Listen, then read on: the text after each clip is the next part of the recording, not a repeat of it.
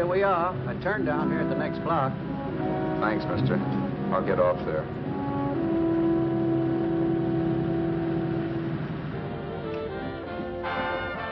Want anything else? No. Hey, you. Me? Yeah, you. Where you heading? East. Too bad. I thought if you was heading north, I might be able to help you out. I'm pushing the Salt Lake, and I don't like to ride it alone at night. I'm one of those guys that got to talk or I fall asleep. Oh, sure, now my partner, he's got Lou to keep him company, but I ain't got nobody at all. Where you coming from? West. Yeah, sure, I know, but where, L.A.? Maybe. Got a cousin out in L.A. You don't say. Yeah, he's been out.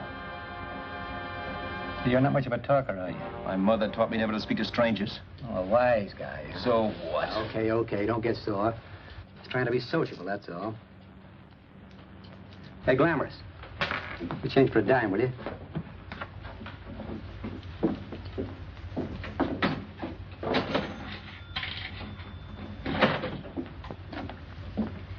Let's have something quieter this time, Joe. My head's splitting. Is that what's wrong with it? Done with your coffee? No. And don't rush me, will you?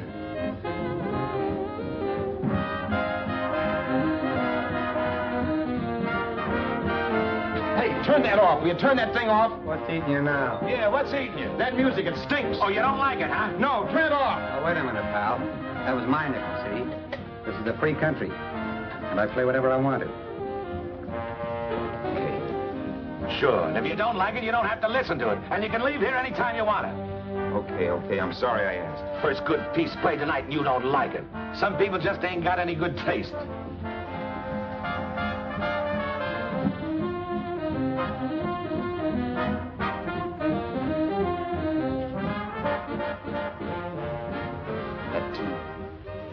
That tune.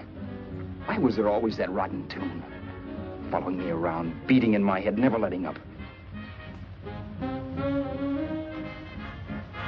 Did you ever want to forget anything? Did you ever want to cut away a piece of your memory or blot it out? You can't, you know. No matter how hard you try. You can change the scenery.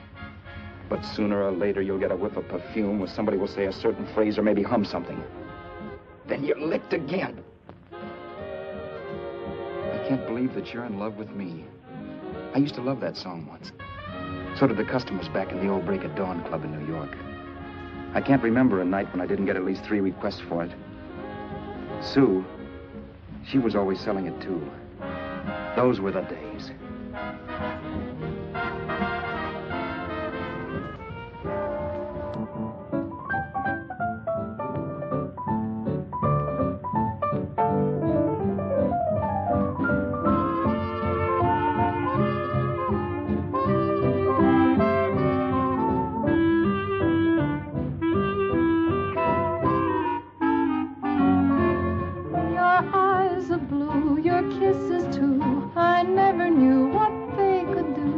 I can't believe that you're in love with me. You're telling everyone you know that I'm on your mind each place you go. They can't believe that you're in love with me. I have always placed you far above me. I just can't imagine that you love me. And after all is said and done, to think that I'm the lucky one, I can't believe that you're in love with me.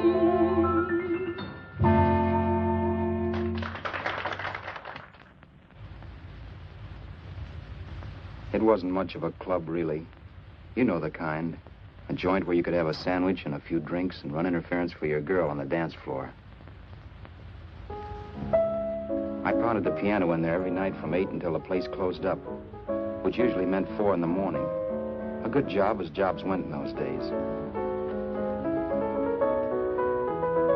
Then, too, there was Sue, who made working there a little like working in heaven.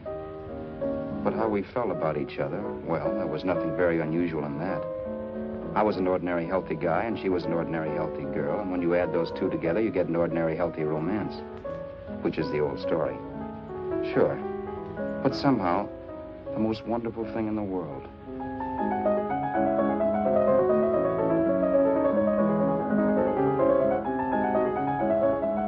All in all, I was a pretty lucky guy.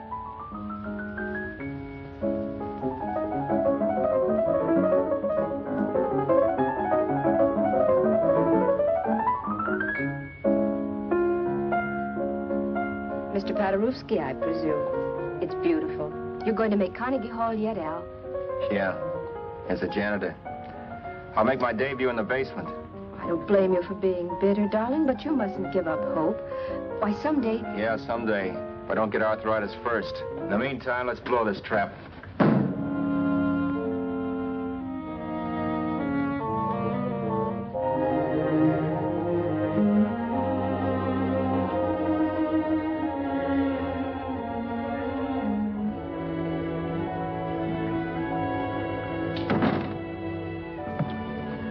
Like to get something to eat, hon? Oh, I don't think so, Al.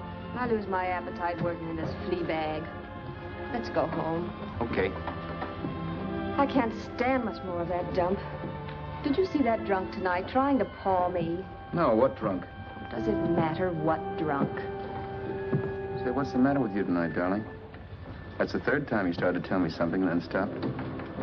We shouldn't have any secrets from each other, Sue. Next week, we're going to make with the ring and the license. You and me will be a team. Yes, that's right. In the Bush League. I don't get you. We've been struck out. It's a funny way to talk, darling. Don't you want to marry me? Al, look, I love you. You know I do, and I want to marry you. But But not now. Only after we've made good. Sunday, I'm going away. Oh, I know you'll think it's silly. That's why I hesitated to tell you. But I'm going to California. I want to try my luck in Hollywood. that's the most stupid thing I ever heard of. Don't you know millions of people go out there every year and wind up polishing cuspidors? I thought you had better sense. You sound as if you don't think I have any talent. That has nothing to do with it. I'll make out all right. Maybe. But what about me? Doesn't it mean anything to you that you're busting up all our plans? We may not see each other for years? It won't be that long.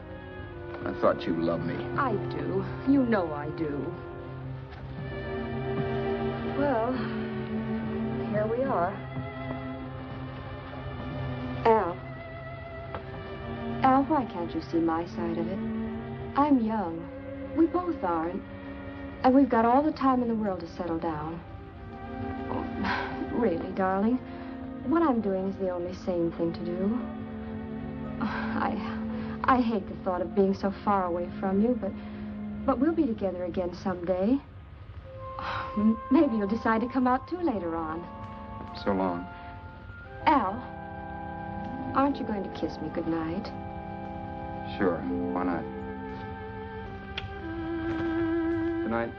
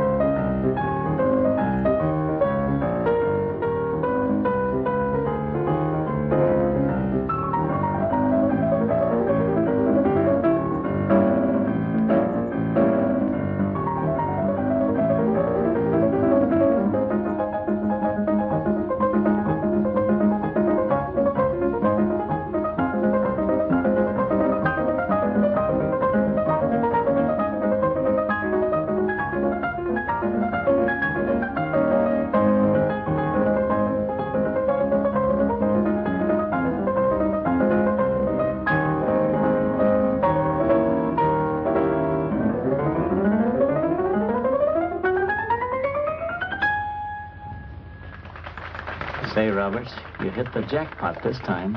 $10. Thanks.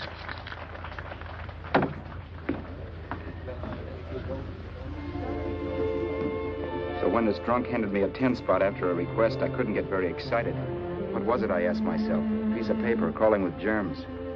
Couldn't buy anything I wanted. It couldn't... Then I thought of something.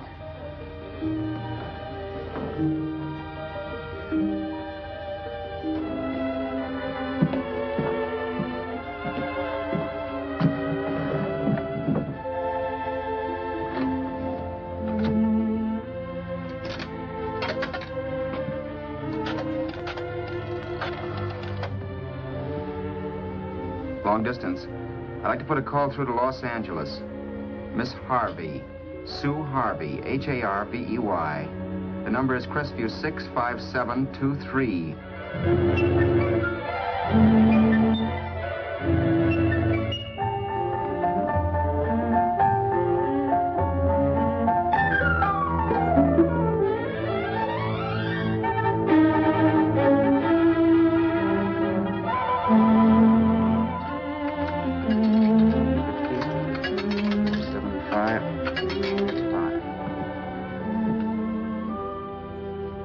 Hello, Sue? This is Al. Oh, baby, it's great to hear from you, too. What's that? You do? Oh, me too, darling. I thought I'd go batty without you. I just had to... Huh? You're working as a hashlinger? Gee, honey, that's tough. Those guys out in Hollywood don't know the real thing when it's right in front of them. You just stick it out, Sue, baby. Keep going around to those casting offices. I'm sure you'll click. Look, I'll tell you what. You stay put out there, I'll come to you. No, don't try to stop me. Just expect me. Train? Who knows? Train, plane, bus, magic carpet. I'll be there if I have to crawl. If I have to travel by pogo stick. And then, let's get married right away, huh?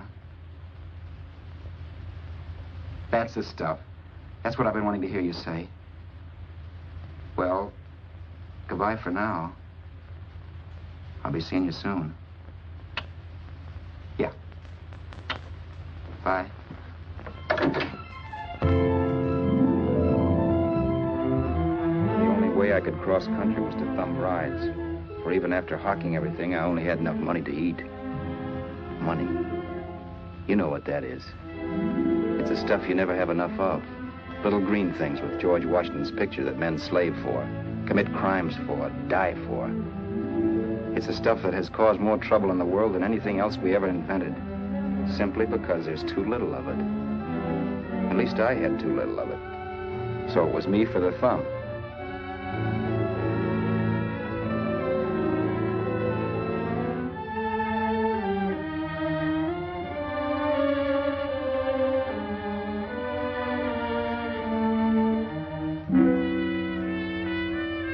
Ever done any hitchhiking? It's not much fun, believe me. Oh, yeah, I know all about how it's an education, how you get to meet a lot of people and all that.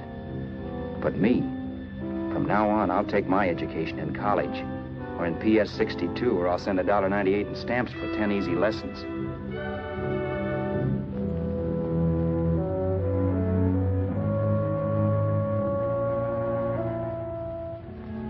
Thumbing rides may save you bus fare, but it's dangerous. You never know what's in store for you. You hear the squeal of brakes. If only I had known what I was getting into that day in Arizona. Here, throw that in the back seat. Okay, let's go. Make sure that door's closed.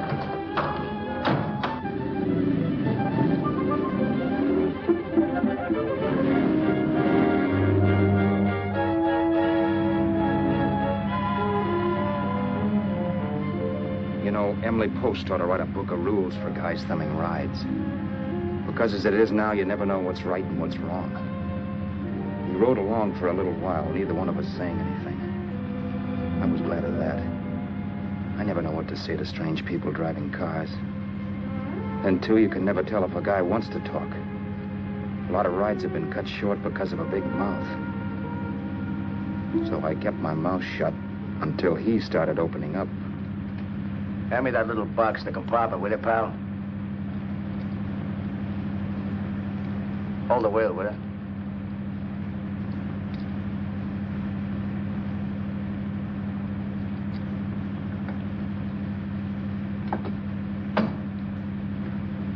How far are you going?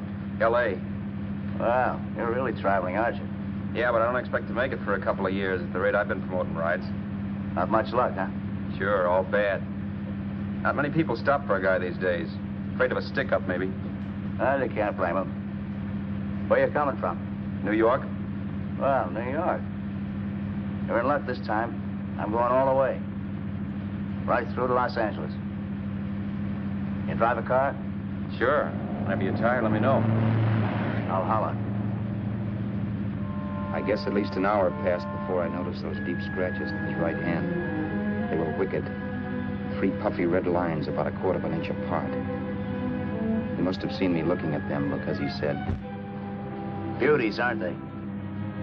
They're gonna be scars someday. What an animal. Whatever it was, it must have been pretty big and vicious to have done that. Right on both counts, New York. I was tussling with the most dangerous animal in the world. A woman. She must have been Tarzan's mate. Looks like you lost the bout. Certainly wasn't a draw. You know, there ought to be a law against dames with claws. Yeah. I tossed her out of the car in her ear. Was I wrong? Give a lift to a tomato, you expect her to be nice, don't you? Yeah. After all, what kind of dame's thumb rides? Sunday school teachers? Yeah. A little witch. She must have thought she was riding with some fall guy. And me, who's been booking horses around racetracks since I was 20. I've known a million dames like her. 2 million. Yeah. Stopped the car, opened the door. Take it on the Arthur Duffy, sister, I told her. That's the stuff. As that was done, huh? But if you want to see a real scar, brother, get a load of this. Wow. I got that one dueling. Dueling? Yeah, we're just kidding, of course. My dad owned a couple of Franco-Prussian sabers. Kept them on the wall for decorations. Well, one day, the kid and I took them down when the old man wasn't around. Had a duel. He got me in the arm here. Pretty mean cut. Infection set in later. Yeah, I can see that. Now, give me that box again, will you? Yeah.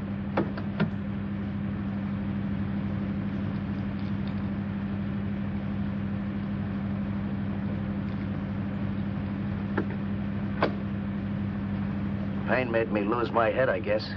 I began slashing. Before I knew it, I put the other kid's eye out. That was tough. Well, it was just an accident, of course. Do you know how kids are? I got scared and decided I was going to run away from home. Old man almost caught me when I was packing my duds. The bloody rag I had wrapped around my wrist hadn't caught his attention. You'd seen the bundle for sure.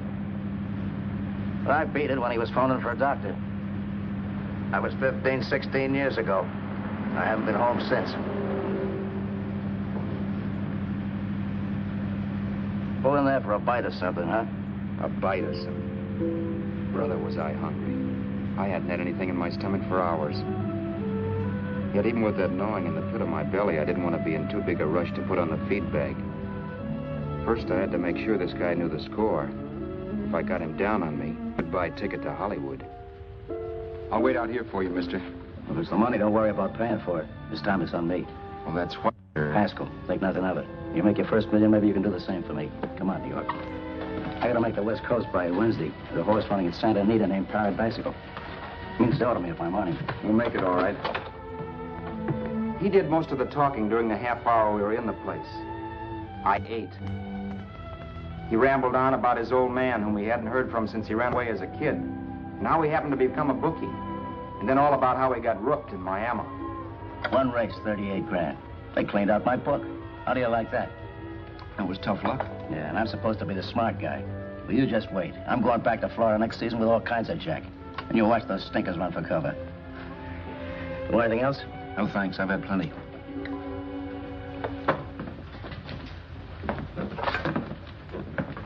Can I check there, sister? Oh, just a minute. Your change, sir. Keep it, sister. Oh, thank you, sir. Call again. I'll be waiting outside for you when you finish work. Sharp check, huh?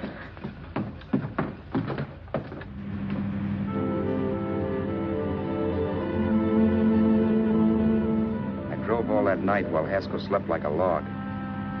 After a while, I began to get sleepy myself. I was happy, though. Soon I'd be with Sue again. The long trip was practically over, and there'd be no more hoofing it down the concrete. I began to think of the future, which couldn't have been brighter if I'd embroidered it with neon lights. It was nice to think of Sue shooting to the top. It's amazing what a full belly can do to your imagination. Your eyes are blue, your kisses too. I never knew what they could do. I can't believe that you're in love with me. You're telling everyone you know I'm on your mind each place you go. I can't believe that you're in love with me.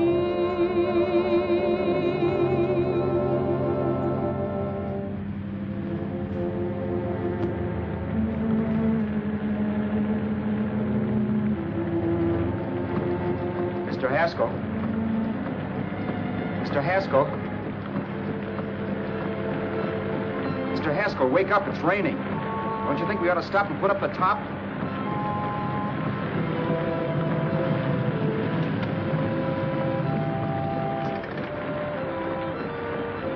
Mr. Haskell, I'm going to put up the top.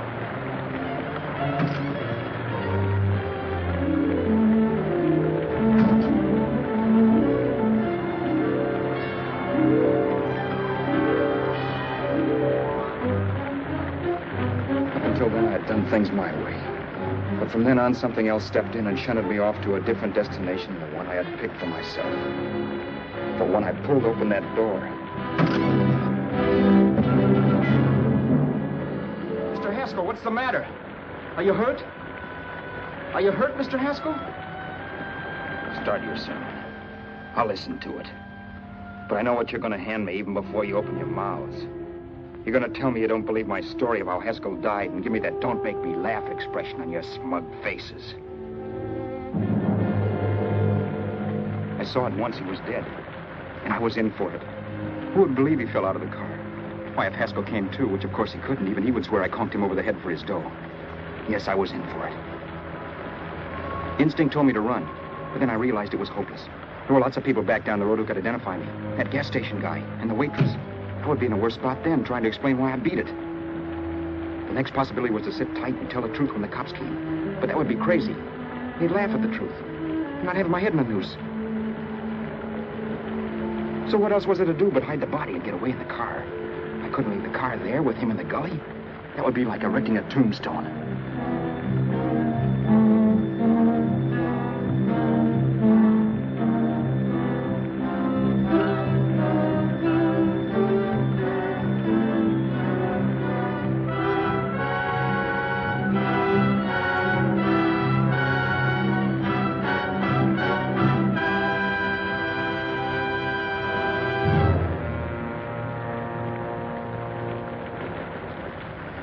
My idea was to cover him with brush, not to rob him. But then I remembered that even if I only drove the car for 100 miles or so, I would need money for gas. Besides, it was stupid of me to leave all that money on a dead man. Not only that, I'd have to take his driver's license in case I was stopped for something.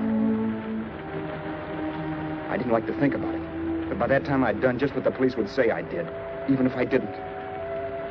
My clothes. The owner of such an expensive car would never be wearing them. Some cop might pull me in on suspicion.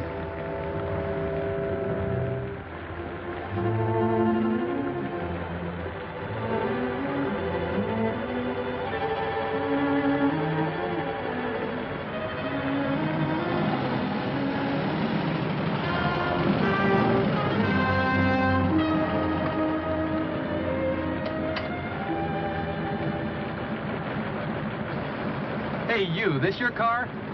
Don't you know better than to leave a car with the wheels halfway in the middle of the road? That's the way accidents happen. I'm sorry, officer. I was just putting up my top. I didn't think. Well, the next time, think. I'll let you go now, but watch your step in the future. I know that's a lonely stretch, but cars come by here once in a while, and we have plenty of crack ups. Thanks, officer.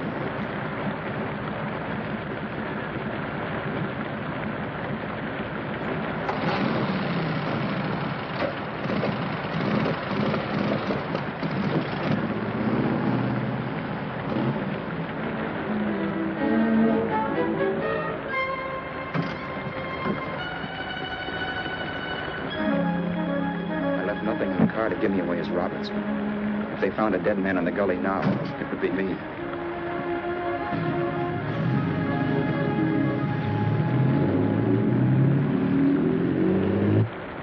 As I drove off, it was still raining, and the drops streaked down the windshield like tears. I kept imagining I was being followed and that I could hear sirens back in the distance. Just how long it took me to cover the 60-odd miles to the California state line, I don't know. I lost all track of time. But the rain had stopped and the sun was up when I pulled up to the inspection station. Hello? Carrying any fruits or vegetables? No. Any livestock or poultry? No. I'd like to see your registration and driver's license, please. Anything in the baggage compartment? This baggage.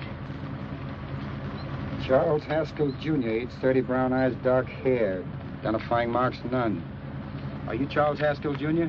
Yes. Well, remember, if you're employed and you stay over 30 days, you take out California plates. All right, officer, but I'll only be in the state a short while. Right, you can go now.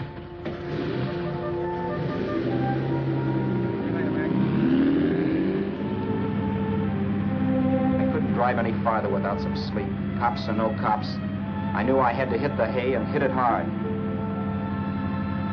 I was dead tired.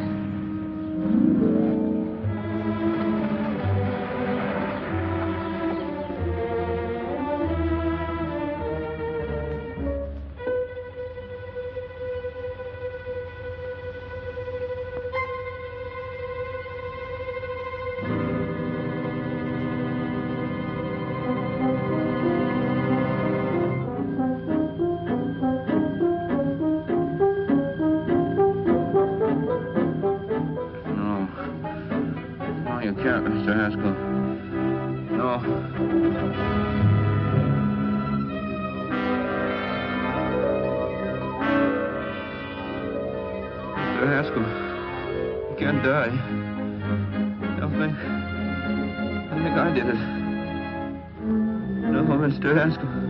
No. No.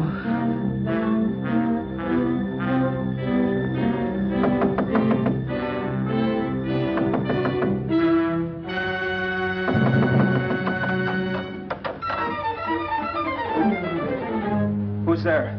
It's the maid. Can I come in and clean? Later. In a half hour. All right, sir.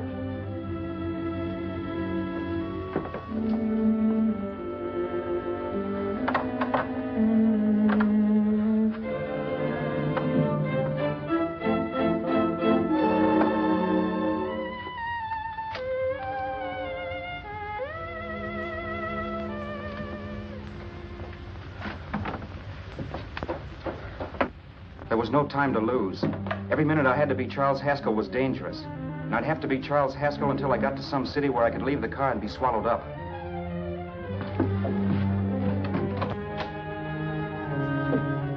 That meant driving the car as far as San Bernardino, maybe even to Los Angeles.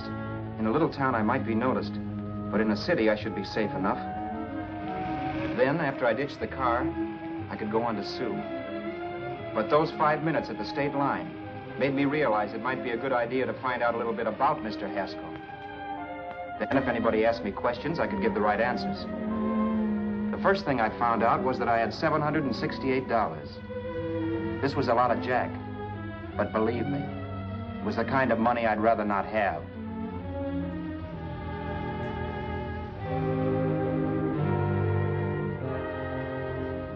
And then I found out from a letter Haskell was carting around in his bag that he wasn't the open-handed, easygoing big shot who went around buying dinners for strange hitchhikers.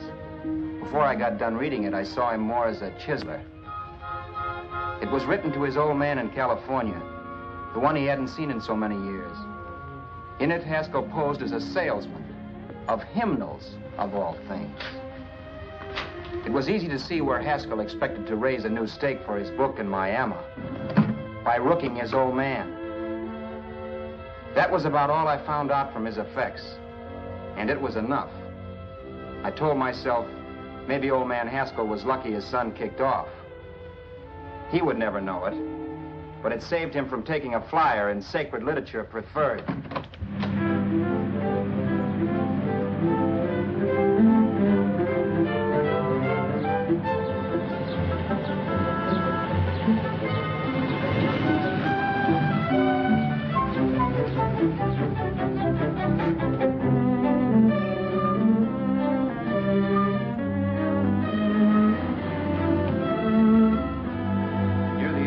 Desert Center, I pulled up for water. There was a woman. Hey, you! Come on if you want to ride.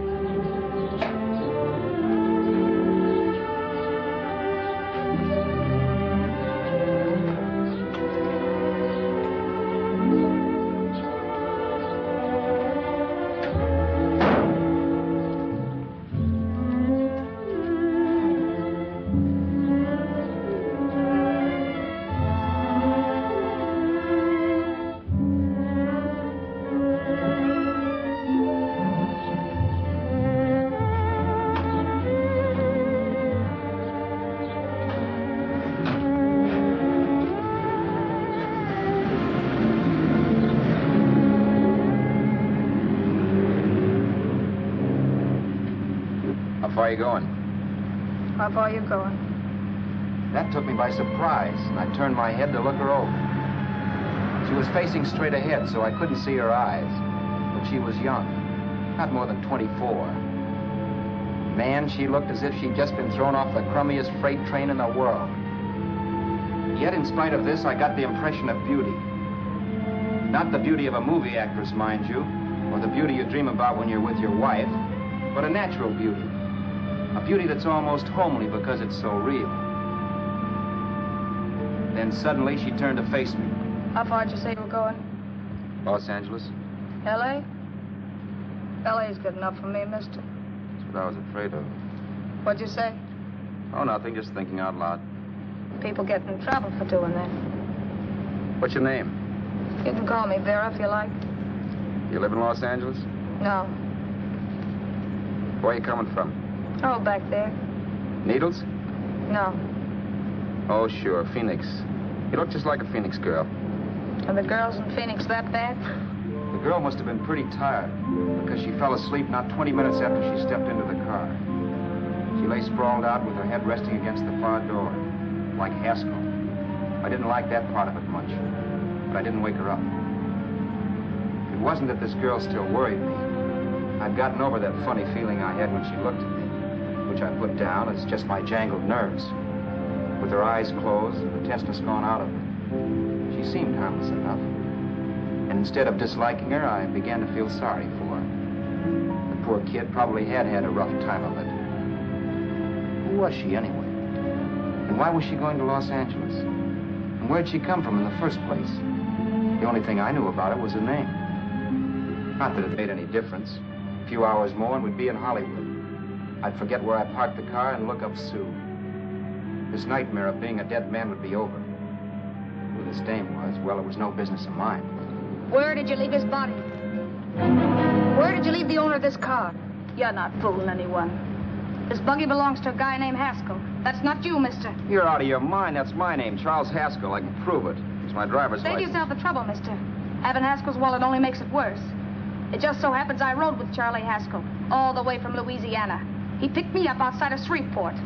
You rode? You heard me. Then it all came back to me. All the talk about dueling and scars and scratches. There was no doubt about it. Vera must be the woman Haskell had mentioned. She must have passed me while I slept. Well, I'm waiting. My goose was cooked. She had me. That Haskell guy wasn't dead yet. He wasn't stretched out stiff and cold in any Arizona gully. He was sitting right there in the car, laughing like mad while he haunted me. Well? There was nothing I could say. It was her move. Vera, whatever her name was just my luck picking her up on the road. It couldn't have been Helen, or Mary, or Evelyn, or Ruth. It had to be the very last person I should ever have met. That's life. Whichever way you turn, fate sticks out a foot to trip you.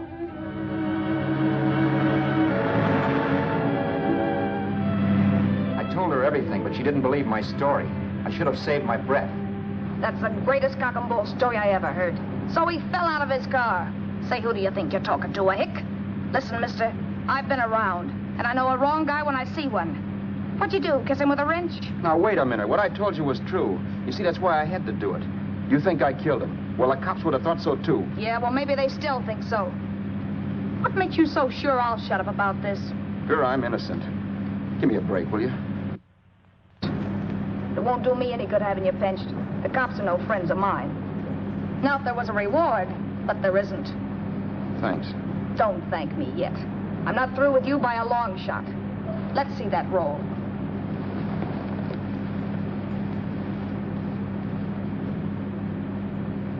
Is that all Haskell had? Isn't it enough? No, I thought he had more. Not that I know of. You can search me if you think I'm holding out on you. Well, maybe I will at that. He told me he was going to bet $3,000 on a horse named Paradisical on Wednesday at Santa Anita. He was stringing you along. He meant 300. Maybe. Sure, $3, 300. He was a piece of cheese, a big blowhard. Listen, mister, don't try and tell me anything about Charlie Haskell. Remember, I knew him better than you did. Okay, then you knew he was a four-flusher. That explains the $3,000 bet. I'm not so sure he didn't have that $3,000. Why should I believe you? You got all the earmarks of a cheap crook. Now, wait a Shut minute. Up. You're a cheap crook and you killed him. For 2 cents, I'd change my mind and turn you in. I don't like you. All right. Don't get sore. I'm not getting sore. But just remember who's boss around here. If you shut up and don't give me any arguments, you'll have nothing to worry about.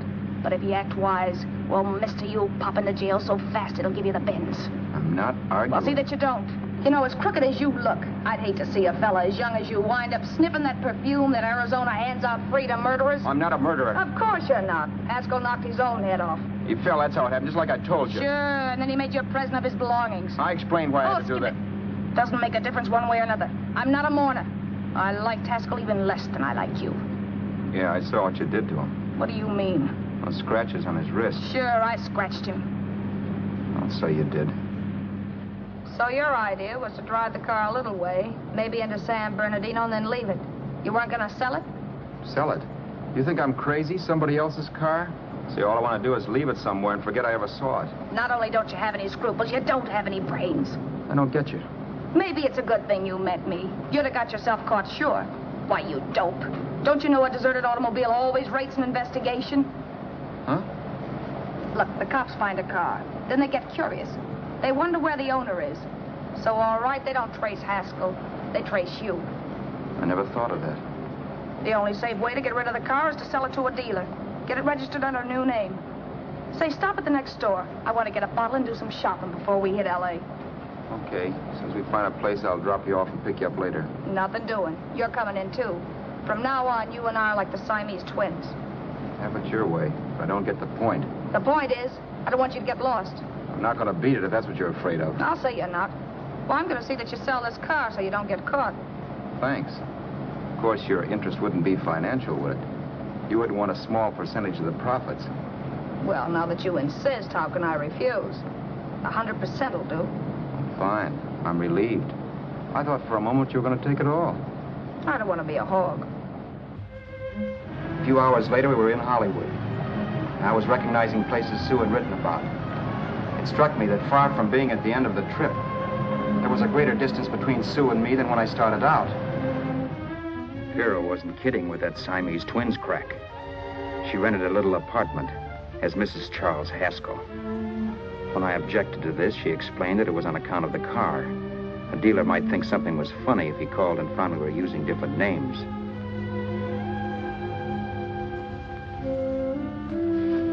Home, sweet home. Yeah. Not bad either.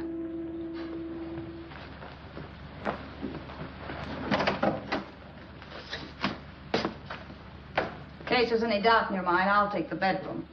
Yeah. Sure is stuffy in here.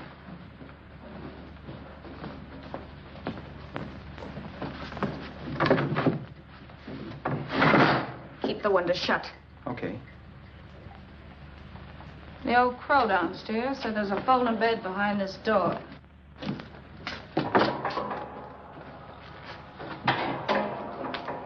You know how to work it? I invented it. Some joint. One can't have everything.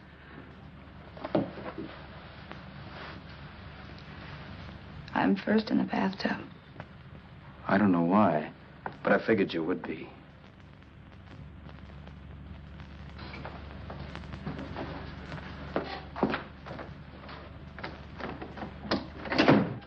Boy, oh boy. It sure feels good to be clean again. I must be 10 pounds lighter. You must be. Well, hitching rides isn't exactly the way you keep your schoolgirl complexion. I wish that guy with the sax would give up. Gets on my nerves. Forget it. Have a drink. Aren't you afraid I might take you up on it? If I didn't want to give you a drink, I wouldn't have offered it. Why be a sorehead, Roberts? You got yourself into this thing. You should be grateful I'm not turning you in.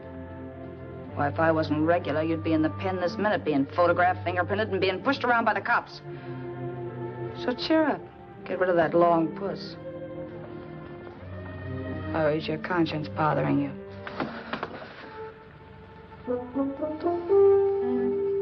No. It isn't. Swell. That's the spirit. He's dead and no moaning around will bring him back.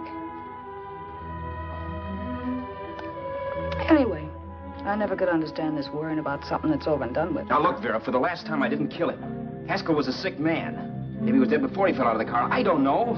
Sure. He died of old age. All right. So if it'll make you sociable, you didn't kill him.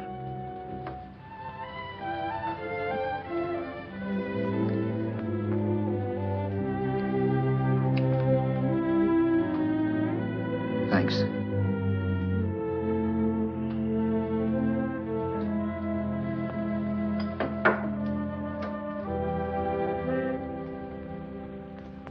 We're out of liquor, Roberts.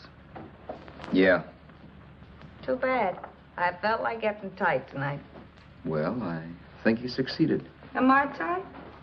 As a prima donna's corset. That's good. I wanted to get tight. Why?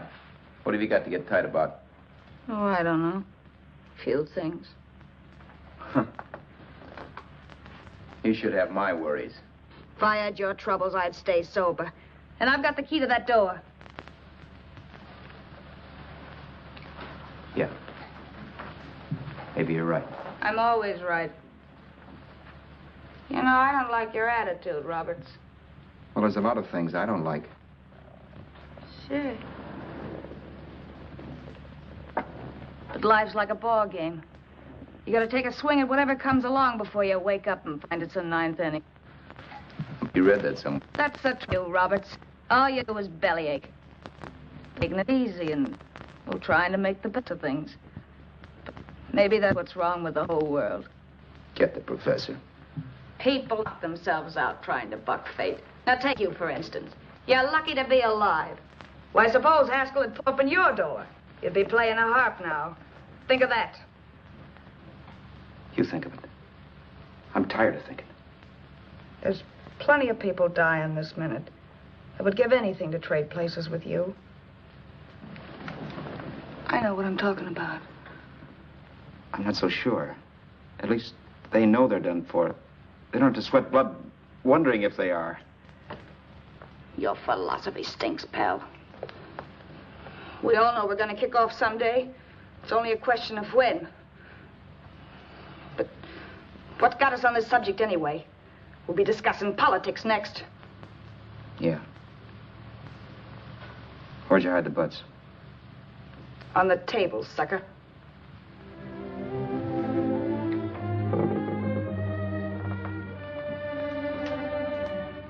We bored each other with conversation for a couple of hours longer. Every 5 minutes, one of us was wishing we had another bottle or a radio or something to read. Then finally, we ran out of chatter. I know it's only 11 o'clock, but I want to get up early and make the rounds of the used car lots. No hurry about that.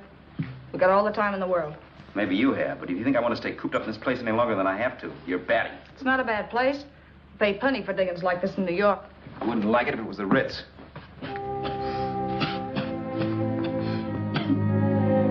brought me liquor. You got a mean cough. Ought to do something about it. I'll be all right. That's what Camille said. Who? Nobody you know. Wasn't that the dame that died of consumption? Yeah.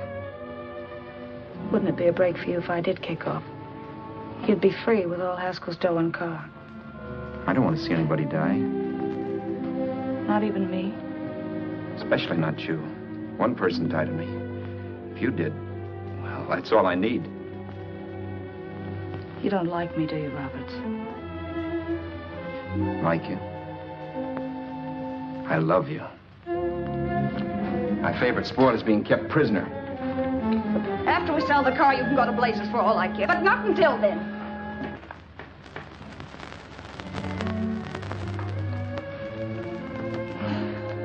I'm going to bed.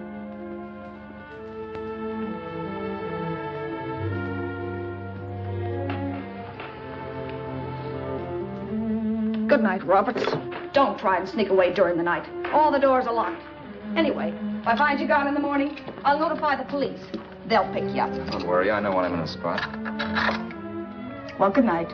I hope that portable rack isn't too uncomfortable for you. Don't lose any sleep over it, will you, Vera?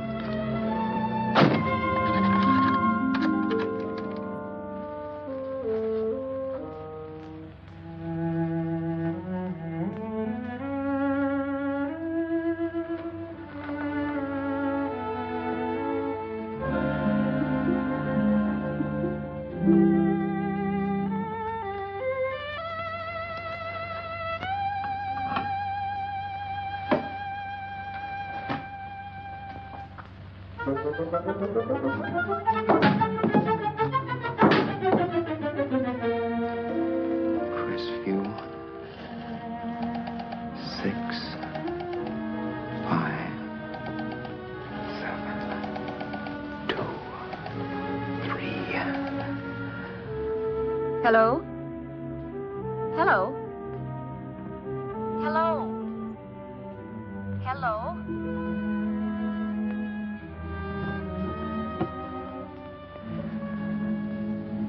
No. Not yet, darling.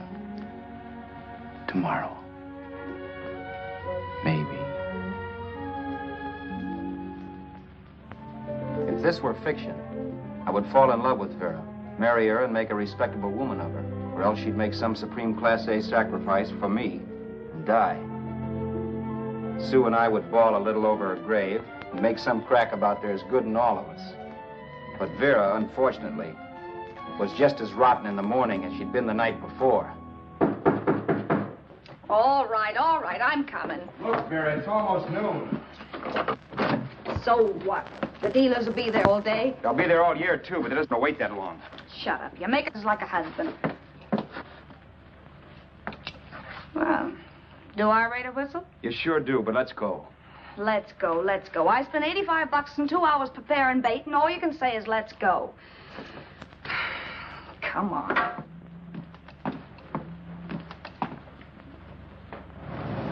We passed a few used car lots last night down this way. What do you think we can get for this heap? I don't know. Plenty. You let me handle everything. Think we can get $2,000? I don't know, but don't worry. I'll squeeze as much out of this guy as I can. If I let it go cheap without a fight, he might think we've stolen the car. And listen, don't make any slips and call me Roberts. That'll cook us. I don't need you to tell me that. You better just sit by and keep your mouth closed. Remember, we're both in the soup if anything happens. Forget it and drive. You're my wife, Vera Haskell. Look, after the deal's closed, let's go back to that place on Hollywood Boulevard where I saw the fur jacket. I want to buy it. After the deal's closed, I'm saying goodbye to you. That's right, I forgot. I guess I'm getting kind of used to you. Well, that's a habit you could start breaking. Let's try this place in the middle of the block.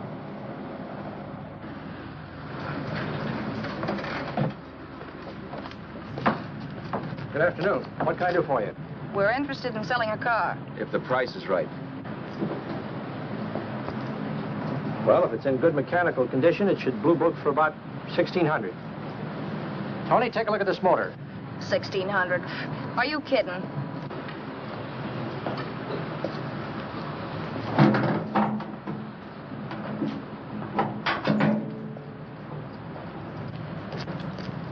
Well, maybe 1850.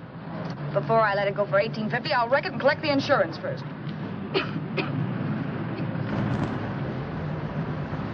Lady, this motor's seen a lot of driving.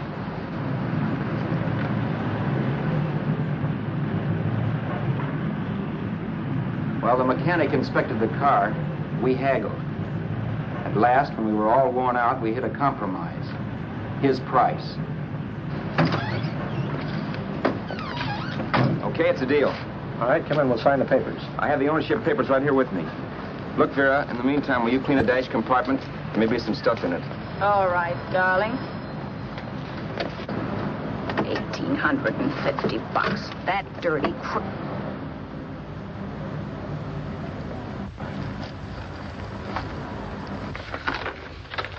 In New York, huh? Yeah. But you bought the car in Miami? Yeah. Well, let's see about the insurance. We can either have it transferred or canceled. What kind of insurance do you have, Mr. Haskell? Well, aren't all the papers there? I don't see any. Surely you know what type of insurance you carry in the car. The name of the company? Yeah, but, Well, if you'll just tell me the name of the company, I'd be very glad to take care of all the details. well, Did you sign the papers yet? not yet. Well, don't. We're not selling the car. Oh, wait a minute, Mrs. Haskell. Come on, darling. What's the matter? You changed your mind? Yes, I'm sorry. I guess I have. But, Vera... Let's go.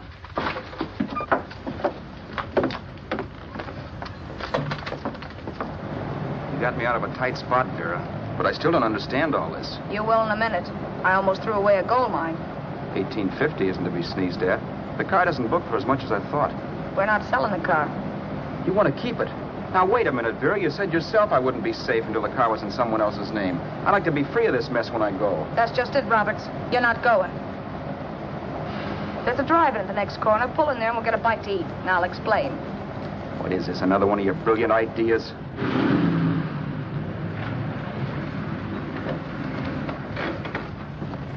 Oh, may I take your order? Make mine a ham sandwich and coffee. And for you, sir? Oh, I don't care. The same. Thank you.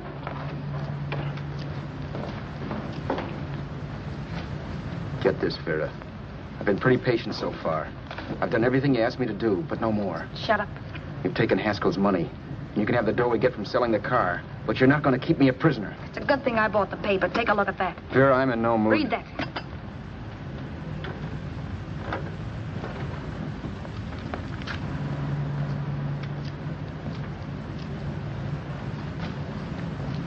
No.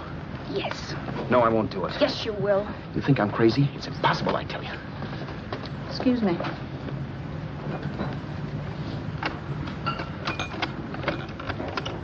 Blow the horn when you're through. No one could possibly get away with an act like that. It'd be wise to me in a minute. Don't be yellow. You look enough like him. The same coloring and the same build. See how his clothes fit you? No kidding, you almost had me fooled for a while. Oh, grow up, Vera. Don't you think a father knows his own son? And there must be other relatives. The father won't have to know you. We'll wait till he gives up the ghost. He's an old geezer and he won't pull through. And as far as other relatives are concerned, they haven't seen you in 15 or 20 years. Eat. I'm not hungry. And I won't do it. It's not as tough as it sounds. Remember, you've got all kinds of identification. His car, letters, license. I could never get away with it. It's the stupidest thing I've ever heard. The old boy has scads of dough. Look in the paper there. Personal fortune assessed at over $15 million. He'll leave plenty, I tell you. Maybe he cut off his son. How do we know?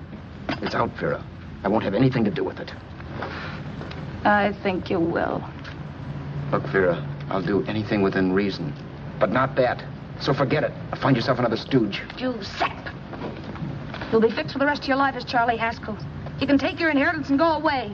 No more worrying about the rent, no sweating, scheming, wondering where your next meal's coming from. Think about that, Roberts. Vera, please, you're talking too loud.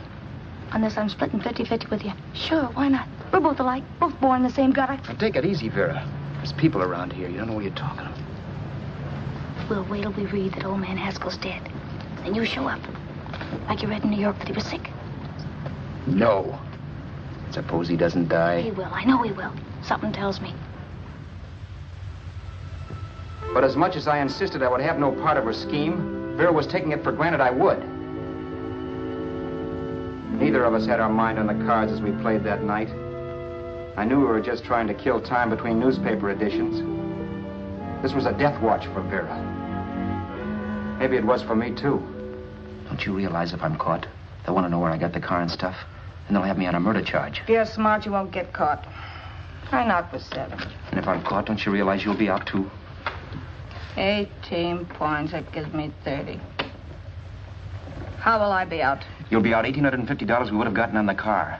Really, Vera, you'd be an awful chump if you threw away all that dough on a dizzy long shot. Let me sell the bus tomorrow. With the money it'll bring and what you've already got, a clever kid like you can run it up in no time. Then we'd both be in the clear. I'll be in the clear anyway. Maybe. But if I got caught, I'd get good and sore at you, you know. You mean you'd squeal? Well, no, not squeal exactly. Never mind what you meant. Even if you did tell the cops I was in on it with you, what could they do to me? They might give me the same medicine they gave you. Yeah. A rope. But I'm on my way now. All I'll be doing will be rushing it. All right. But think of the $1,850 you'd lose. You'd kick yourself along the block if it let get away from you. I'll take the chance. Want another drink? You're being a goon. That's the way people wind up behind the 8 ball. Once they get a few dollars, they become greedy and want more. My. Caesar. Who? You know that Roman general? He got his for being greedy. He wasn't satisfied, so the final wind-up was he took the count. A couple of days ago, you didn't have a dime. Why, you were so broke you couldn't pay cash for a postage stamp. Now you've got almost $700 with $1,850 in the offing. Take my advice. Don't try for more. I'm tired of this game. Let's have some blackjack. Play solitaire. Okay, I will if that's the way you feel about it. That's the way I feel about it. Getting sore and throwing things won't help much, Roberts. I'm really doing you a favor. I help you out of a jam by keeping my mouth shut. I show you how to make some soft money. And what thanks do I get? Thanks. Sure. Or would you rather call the cops and told them you killed the man and stole his money? I didn't kill anybody. Yes, you did. No, I didn't. You know I didn't. All right, then. Suppose I call the cops. If you're innocent, what do you got to be scared of? Okay. Call them, you mutt. Go ahead and call them, see if I care. At least they'll give me a square deal. You want me to call them? You heard me. But I'm warning you. If I'm pinched, I'll swear you were in on it. I'll say that you helped me. If I fry, I'll get even with you. You wouldn't dare. You didn't. Yeah? Then try it and see. Call them. Yeah. Okay, I will.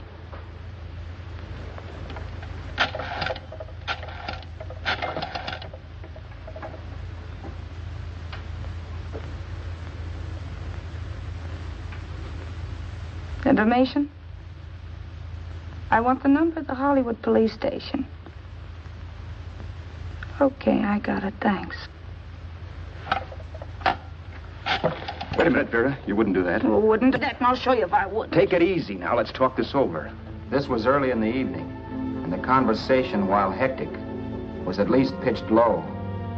But as the minutes passed, and more obstacles to her plan popped into my head, the air got blue. Each word coming from our lips cracked like a whip. I reminded her that as Charles Haskell, I didn't even know my mother's name, where I'd gone to school, the name of my best friend, whether I had an Aunt Emma or not, my religion, and if I'd ever owned a dog. I didn't even know what my middle initial stood for.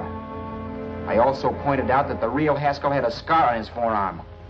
His people never saw that scar. He told me he ran away right after putting out the kid's eye. Yeah, but his father knew he was cut. It'd have to be some kind of a mark. So what? The old man's dead, or will be. I hope by tomorrow morning's papers. Anyway, you could cut yourself a little, couldn't you?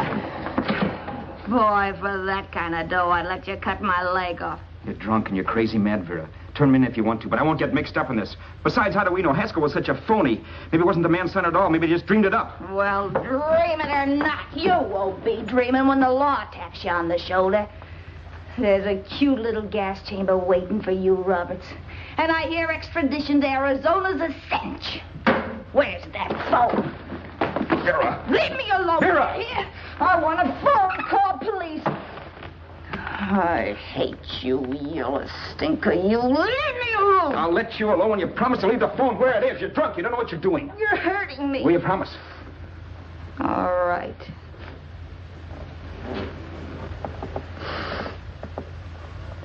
You hurt me.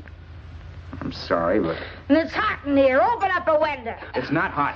Don't tell me. Now, do you do it or do I do it? You're no gentleman, see? Yeah. All right. I'll open up the window.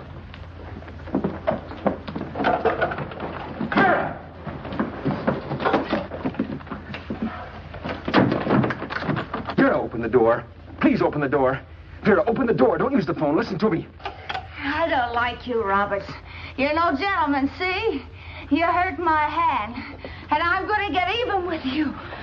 If you don't open the door, I'm going to kick it down, Vera.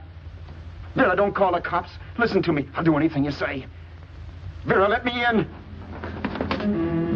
I'll break the phone.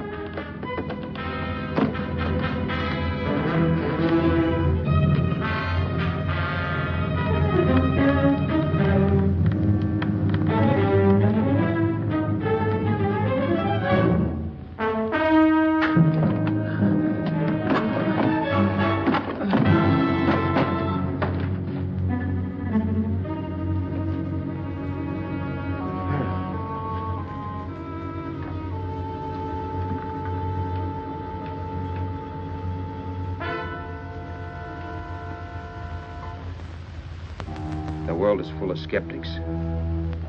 I know. I'm one myself. In the Haskell business, how many of you would believe he fell out of the car?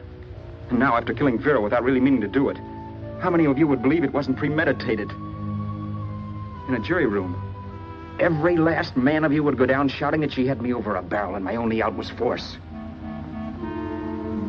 The room was still. So quiet that for a while I wondered if I had suddenly gone deaf. It was pure fear, of course. And I was hysterical, but without making a sound. Vera was dead, and I was her murderer. Murderer. What an awful word that is. But I'd become one. I'd better not get caught. What evidence there was around the place had to be destroyed. And from the looks of things, there was plenty. Looking around the room at things we'd bought was like looking into the faces of 100 people who had seen us together and who remembered me. This was the kind of testimony I couldn't rub out. No. I could burn clothes and hide bottles for the next 5 years. There'd always be witnesses. The landlady, for one. She could identify me. The car dealer, the waitress in the drive-in, the girl in the dress shop, and that guy in the liquor store. They could all identify me. I was cooked. Done for. I had to get out of there. While once I'd remained beside a dead body, planning carefully how to avoid being accused of killing him, this time I couldn't. This time I was guilty. I knew it. Felt it. I was like a guy suffering from shock. Things were whirling around in my head. I couldn't make myself think right. All I could think of was the guy with the saxophone and what he was playing. It wasn't a love song anymore. It was a dirge.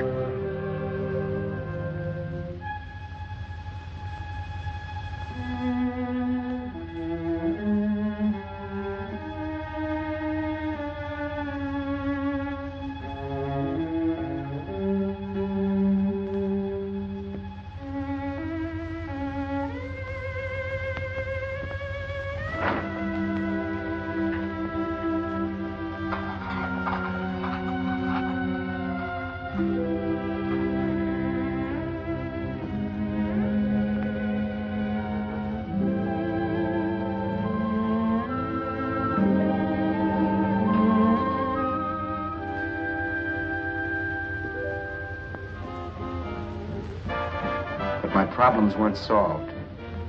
I had to stay away from New York for all time because Al Roberts was listed as dead and had to stay dead. And I could never go back to Hollywood. Someone might recognize me as Haskell. Then, too, there was Sue. I could never go to her with a thing like this hanging over my head.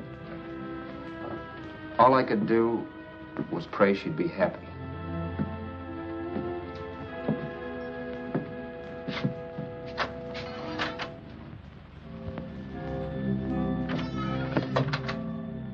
I was in Bakersfield before I read that Vera's body was discovered, and that the police were looking for Haskell in connection with his wife's murder. Isn't that a laugh? Haskell got me into this mess, and Haskell was getting me out of it. The police were searching for a dead man. I keep trying to forget what happened, and wonder what my life might have been if that car of Haskell's hadn't stopped. But one thing I don't have to wonder about. I know. Someday a car will stop to pick me up that I never thumbed.